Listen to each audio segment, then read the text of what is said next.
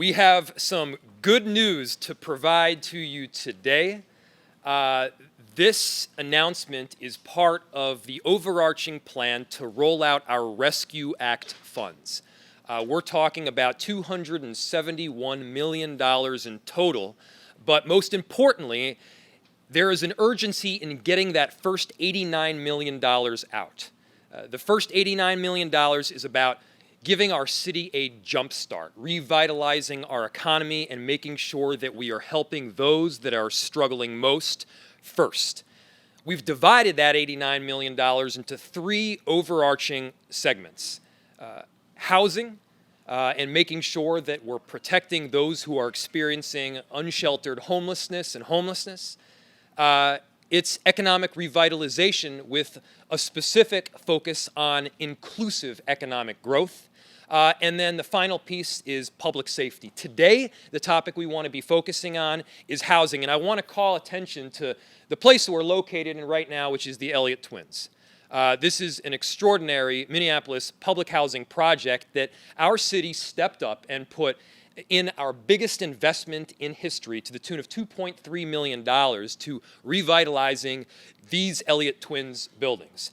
There needs to be a deep partnership between the City of Minneapolis and Minneapolis Public Housing Authority. There needs to be that partnership because we know that for decades at times, other forms of government haven't stepped up in full to provide public housing the necessary assistance that they need. And so right now, you have a project that is on budget and ahead of time to be delivered later this fall, and it's a full renovation of these two extraordinary towers that house our extraordinary residents. This investment in housing is to the tune of $28 million. So we're rolling out $28 million with a series of focuses. First, we want to be able to keep people in their homes. There is a looming eviction moratorium that will be lifted.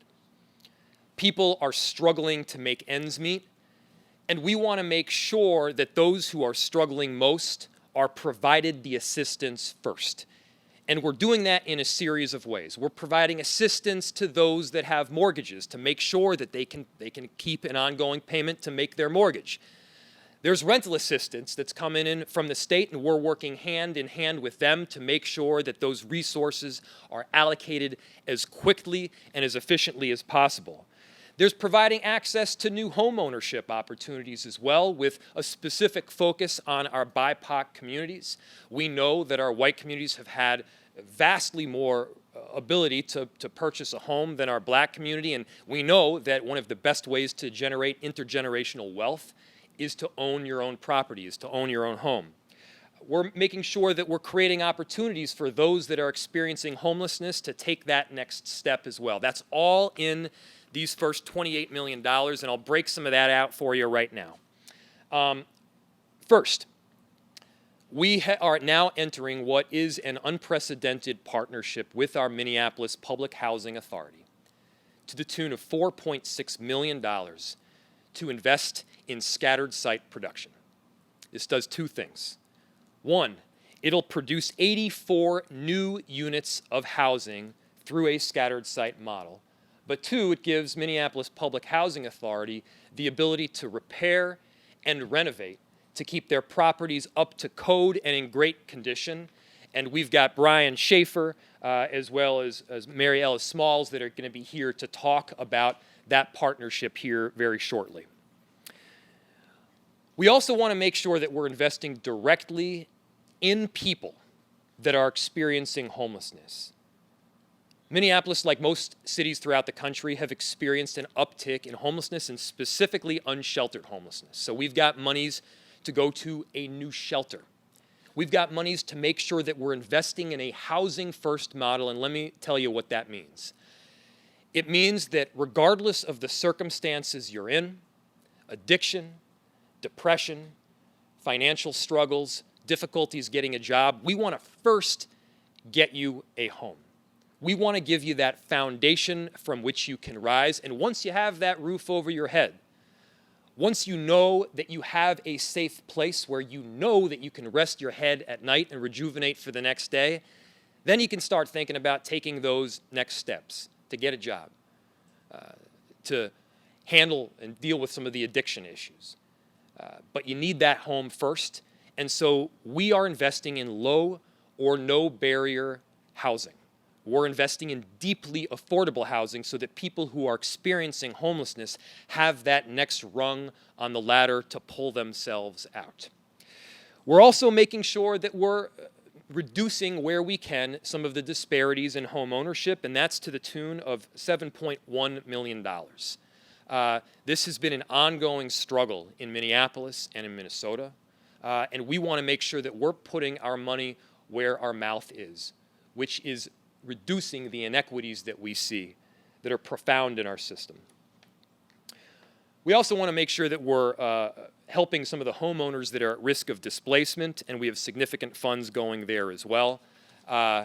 This, in so many respects, this last year has been unprecedented.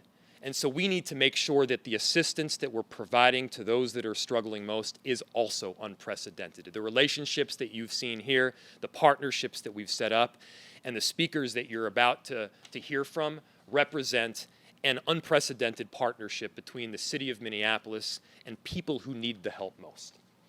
And so with that, I want to turn it first over to Councilmember Jamal Osman, who has been a partner throughout, not just in this work around public housing, but also in the work of providing deeply affordable to our constituents that desperately need a home. Councilmember Jamal Osman. Thank you, everyone, for joining us. We are in Ward 6, ward that I represent. My name is Jamal Osman. I thank Mayor Jacob Frey for his leadership. The supplemental funding that the American Rescue Plan is bringing in Minneapolis is much needed, and it's needed now.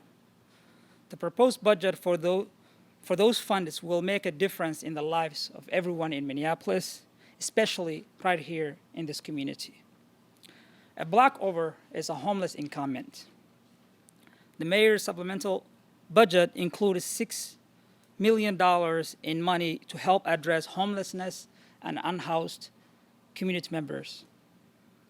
With $1 million directly for homeless encampment response, $2.5 million for supportive housing for our homeless neighbors, and expanded access to shelter space for women. There are incredible investments in the housing in this budget. I want to highlight $4.6 million that will be helping our public housing agency to rebuild and scatter sites like the sites we are in. Nearly $9 million in supplemental funding is going to invest in housing, economic recovery, and public safety. Every dollar is urgently needed right here in our communities. I look forward working with the mayor and my colleagues to get this moving. Thank you so much. Thank you, Councilmember Osman. Next, I'd like to invite up Brian Schaefer from the Minneapolis Public Housing Authority, who was actually employed directly over at the city, did some incredible work for us, and now we're working with him directly, both on the revitalization of this particular project that we're in, but also on those new resources, $4.6 million going to the scattered site development and renovation. Thank you, Mayor. Thank you, Councilmember Osman. It's an honor to be here with you, the mayor, Councilmember Mike and Shannon, and others to talk about this affordable housing investment and celebrate the mayor's proposal in this investment in housing. Investments like the one the city is proposing in deeply affordable housing have a significant impact to the lives of many. For MPHA specifically, our partnership with the city has helped offset the federal government's disinvestment in public housing. MPHA receives 1/10 of the funding necessary to meet its capital backlog of $170 million across 6,000 units in this portfolio. It is critical that sustained federal investments be made to address the backlog of needs. We are grateful for our partnerships with the city of Minneapolis. They are crucial now more than ever. The building we stand in, as the mayor mentioned, illustrates what can be accomplished with these partnerships between the city, this Hennepin County, and the state of Minnesota. With these partners, $25 million was reinvested back in this property. It allowed for the preservation of the 2 towers and the 174 homes that are within it. We also were able to add 10 deeply affordable homes for people with physical disabilities, and the 6,000 square foot community space for the community to use. In addition to those investments, we were also able to do investments to make the energy run more efficiently, or the building run more efficiently, to the tune of 30% more efficient. This is going to help us with operating costs and also environmental aspects of both our bottom line fiscally and environmentally. These investments are not just crucial for preserving our existing homes, but are also crucial in expanding our housing stock as the demand for deeply affordable housing continues to grow in the city. Mayor Frey's proposed investment in MPHA's Scattered Site Missing Middle project will help develop deeply affordable housing for 84 families making less than 30% of the area median income. So for a family of 4, that's $31,000 a year. MPHA has a wait list of nearly 8,000 households and families on this that are looking for a stable place to call home. 80% of those households are households of color. These 84 homes will be built in 16 separate small apartment buildings throughout the city of Minneapolis and allow these families to access areas that are typically not accessible for extremely low-income households. This project would create housing in areas where these families will be able to thrive and having impacts for generations to come. So thank you, Mayor. Thank you, Councilmember Osmond, for your leadership and for staff and their commitment to expanding this housing options for all the extremely low families in Minneapolis. Thank you. Thank you so much, Mr. Schaefer, and I want to acknowledge that this partnership between the City of Minneapolis and MPHA is one of the most significant and robust in our city's history, and it represents, I believe, where we need to be going now into the future, and we're very appreciative of the assistance, of course, that we're getting in the form of the Rescue Act to be able to carry this mission and this partnership out. Next, I want to invite up a person that is really the epitome of partnership. He is a doer. Mike Gozi is with AICDC and has been such a consummate partner throughout, whether that's setting up a culturally specific and sensitive shelter for our American Indian community that has seen excellent results, or it's around partnering around deeply affordable and very low barrier housing to make sure that people who are experiencing homelessness have that next rung on the ladder to pull themselves out. Mike Gozi. Thank you, Mayor. Councilmember, good to see you. I'm here of support because of the experience AICDC has with the mayor's office in providing services that weren't there now. Homeward Bound, our 24-hour shelter, is a success. We are putting people into permanent supportive housing, and we're providing a safe place for people to spend their evenings, spend their days, especially in this area where we're very hot this day. I was on a Senate subcommittee hearing 2 weeks ago regarding American Indian housing. And so I see the investment that the city is making into helping the American Indian homelessness, American Indian home ownership as a national piece, and we're jump-starting that here in Minneapolis. It's been my pleasure to be part of the team in putting together a number of these initiatives that are making a difference. Is it complete? No, we have more to go. And the investment that we're making is an investment in our communities. And that's the most important thing we can invest in. And so, again, I support the mayor's proposed budget, and I look forward to partnering with the mayor in creating more opportunities to take people out of homelessness and put them into housing that meets their needs and meets the needs of the larger community. And again, I thank you, Mayor, for your past work. Council member, we look forward to working with you and as we move forward. Thank you. Thank you, Mr. Gozi. And I want to highlight something that Mr. Gozi talked about, which is the urgency right now of the situation. There's a really good reason why we are pushing to get these first $89 million out the door so quickly. Yes, it is to reignite our city, but it's also to make sure that people who desperately need help get it, and they need it as soon as possible. And so there's an urgency here. We need to get these funds allocated and out the door as quickly as possible. Next up, I'd like to invite up Sharon Smith-Jones, who has been an amazing partner. Shannon Smith-Jones, who has been an amazing partner with Hope Communities, and has all of the work that she does is through this compassionate approach. And it's just a beautiful lens through which to work. She's been a wonderful partner throughout. Shannon Smith-Jones. Greetings, everyone. Thank you again. I am Shannon Smith-Jones, the Executive Director of Hope Community. I am pleased to be the recipient with the City of Lakes Community Land Trust of the $2.4 million to address the housing needs of the missing middle. Hope Community and City of Lakes Community Land Trust are proposing to rehabilitate the long vacant property at 628 East Franklin. The target market would be 50 to 60% area median income. This will result in 6 3-bedrooms and 1-bedroom project in there. We are also making sure there is quality interior bike storage, as we're talking about making sure that folks are able to be mobile throughout the city. Hope Community and CLCLT are 2 respected community-based nonprofits with a history of working together in this community. We at Hope have a long history. We've been in existence since 1977 and have since produced 300 units of housing. 75% of that housing has been affordable at 50% area median income and lower. This project is in line with Hope's goal of supporting placekeeping, or as many know, anti-gentrification. These affordable ownership opportunities utilizing the land trust model fit perfectly within that vision and will secure affordability not just for today, but for generations to come. We are very excited to start this project that will transform that vacant property. Thank you, Mayor. Thank you, Councilman.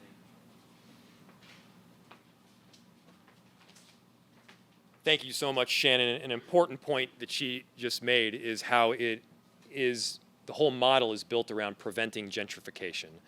The concept being that if you have an ownership stake in the property, you can reap the benefits of the gain in value as opposed from getting displaced because the rent simply got jacked up. That is a really important model, and Hope Community has been working directly with the City of Lakes Community Land Trust on that exact proposal.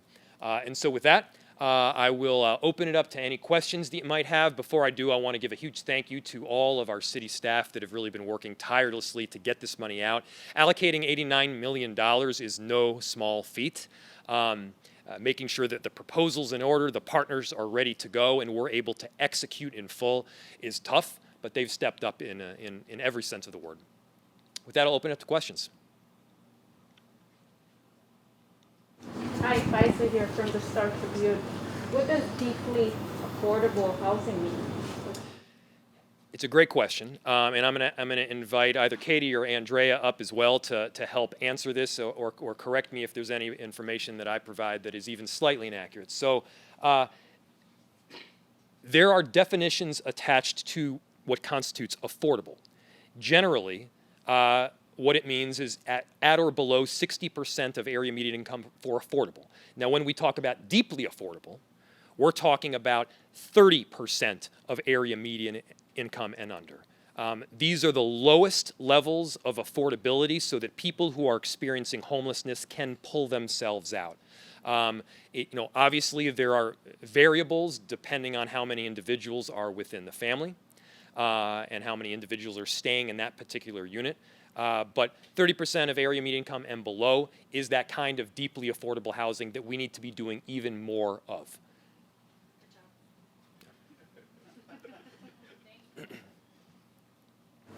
This isn't a question per se of policy, but I've read nothing about this, so everything that you said is new to me.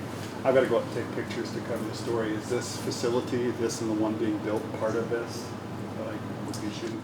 So the question was, is this facility that is presently being renovated part of the Rescue Act funds? No. This facility was part of our budget allocation from the previous year to the tune of $2.3 million, which was a partnership between the city and Minneapolis Public Housing. But it represents what you can do when you work together. And so we wanted to make sure we highlighted this work because that partnership is now being furthered to the tune of $4.6 million with the scattered site work. So again, the scattered site work is one of very few increases to the public housing stock that we have available, and I believe the first in terms of the at least in a while in terms of the expansion to scattered site. Scattered site, of course, would be smaller units or less units within, as opposed to one big high-rise. Well, the land trust is an ownership model. This is still to be retained and owned by the Minneapolis Public Housing Authority. Other questions? Mayor, can I ask a question on public safety? You mentioned before or that this was part of that. Currently, our police department is having to deal with overtime needs with the way crime's kind of gotten a little out of control after the pandemic. Do you see a further need for more overtime, or is the chief going to have any problems or ways to address this? We inevitably will see a need for additional overtime hours. As has been widely covered, there's been substantial attrition from our police department over the last 12 months. And when you see attrition like that, there is the need for our existing officers to step up even more. And so, yes, we've had to fill quite a few overtime shifts. Those shifts do, in fact, cost money. That's not the only tool that's being used. Of course, we've also got resources coming in from a number of different mutual aid partners, and we have resources that are being allocated through this Rescue Act plan as well. The topic today, obviously, is housing, but the urgent needs, and part of that $89 million that we want to be getting out as quickly as possible, again, are safety, economic inclusion, and housing. Thank you very much, everybody. I have one final. Oh, go for it. Go for it. No, it's fine. Is the city able to quantify how many people this money is going to help? And where do we go from here? Does the council need to approve this? When should these folks be able to see that money that you're proposing? That's a great question. Within the housing proposal itself, there's around 6 different items that we're going to be working on. Some of them have to do with renovation to existing units, and so it wouldn't necessarily add to the increase. But others, yes, we're literally creating more deeply affordable, low or no barrier housing. Some of them have to do with shelter as well. And so there's a wide array of ways that we're ultimately going to be helping people. Do you have a way of quantifying it, Andrea? Why don't you? Sure. Andrea Brennan, ANDREABRENNAN. We have not yet quantified the number of families or the number of individuals that will benefit from these investments, but that is something that we will do as we begin implementation. And to your other question, the process, I believe, is that we are that the City Council is considering these proposals, and I believe is scheduled to consider approval of this proposal and any amendments that they choose to make at July 2nd City Council meeting. But we, just an example of the public housing proposal that's in here, there's 16 family units that will be transformed into 84. So just that difference alone is, again, helping providing deep, affordable family housing that is desperately needed. And one of the really great things about that proposal is that this is housing that's throughout the city. So the scattered site allows us to provide deeply affordable housing options for families throughout the city. Thanks. So there will be a public hearing on June 16th by the council, and then the final date of vote we anticipate being on July 2nd. Again, there is some urgency to getting this funding out as quickly as possible to help those that are most in need. And so, yes, we're asking these funds to be moved and pushed out immediately. So there's no new construction right now that we can take video. Well, 628 East Franklin, is that a area that's just not developed yet, or? So the monies that are going out now, I mean, they haven't been allocated yet officially, and so we right now are making the push to get these monies out, to get that construction that you speak of started. What you see out here is a really good example of what these partnerships can do. So just like, you'll see the construction out here right now, you'll see it again for the scattered site production and the 84 new units that'll be going up. You'll see that work around creating that deeply affordable housing and low or no barrier housing that is going to be really critical as well. So, I mean, I think there's a direct linkage there. Great. Thank you so much, everybody. Really appreciate your time.